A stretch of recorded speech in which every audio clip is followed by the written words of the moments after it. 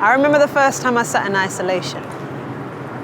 I kept face, but it caught my attention. And before I forget to mention, I was only 5 at the time, but this alluring image harassed my mind. Lustful in its design. I couldn't shake it, bake it or stir it, so I drank it. And as I guzzled this troubled juice of riddles, I fiddled with the idea of fairy tales, like, do fairies actually have tails?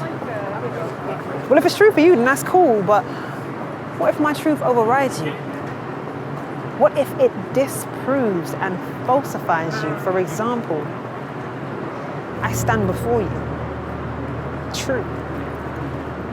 I am a woman. True. I'm a good person. Now, if I deem that tale true, then my redeemer is a fairy and a liar.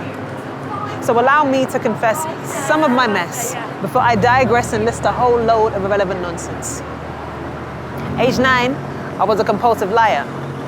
I rejected things I didn't understand, like immigrants. Who knew those silk-haired, sun-kissed, slender creatures were my neighbors? Fist-clenching stones, not knowing I too had become a clone. Culture's own. Teenager.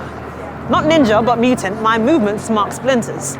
Most winters I would slumber in the daytime, always afraid to walk the line. Johnny cashed in a check and it got declined. Pete a pipe for pennies in every rhyme, and as his song hit repeat, it lulled me to sleep. Dreaming, but inside I'm screaming, why does beauty have to starve the living? Wait, who am I kidding? I traded my heart to these trolls who rolled and scrolled through every crushed artery, handed me some sticks and spit and made me a weeping mistress, widowed by the fear of never having a happily ever after. But lo, Elohim, behold him, for he is coming, and every eye will see him. My knight in shining armor covered me with his ghostwriter. A lover, not a fighter, but ain't afraid to flex to the rebellious. Yes, despised and rejected by men, we did not esteem him. But he needed to be stricken, smitten. It was written. He was wounded for our transgressions, bruised for our iniquities, the chastisement for our peace. So forgive my pardons, please. For the minute my tears kissed his feet, I was set free from eternal captivity. In an instant, his grace was made sufficient, not by my deeds to please, but he pleaded to aim high for me, so he stepped down and died for me, a high priest who sympathizes with the weak. Tempted, yet without sin, he was on fleek. Perfect purchase, the payment was permanent. So now there is no condemnation for those that now see. I chose the red pill, divine affinity, and stand before you a living testimony of his glory. And I look at you, sleeping beauties and mourn at scars left behind.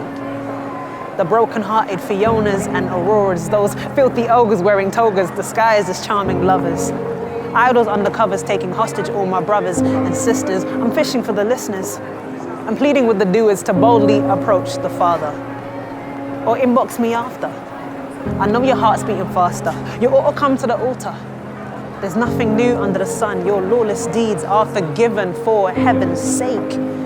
His glorious kingdom awaits. You are known royalty, made in his image, see. So when you sit there and look at me, I pray that you see a byproduct of a true love story. So now, I dare you to look away from the mundane. Aren't you tired of the profane? It's so lame. I dare you to listen to reason, to commit this act of treason against the world. Tell every boy and every girl to wake up. I dare you to shake up the nations. That's Caucasians, blacks, olives, and Asians. Tell them that true love never lies. It only dies, rises, and comes back for its prize. I dare you to love your frenemies, that's your friends and your enemies. To be men and women of dignity, arrayed in strength, truth, and modesty. I dare you to not follow me, but to follow he who is before me. Come and see. I dare you.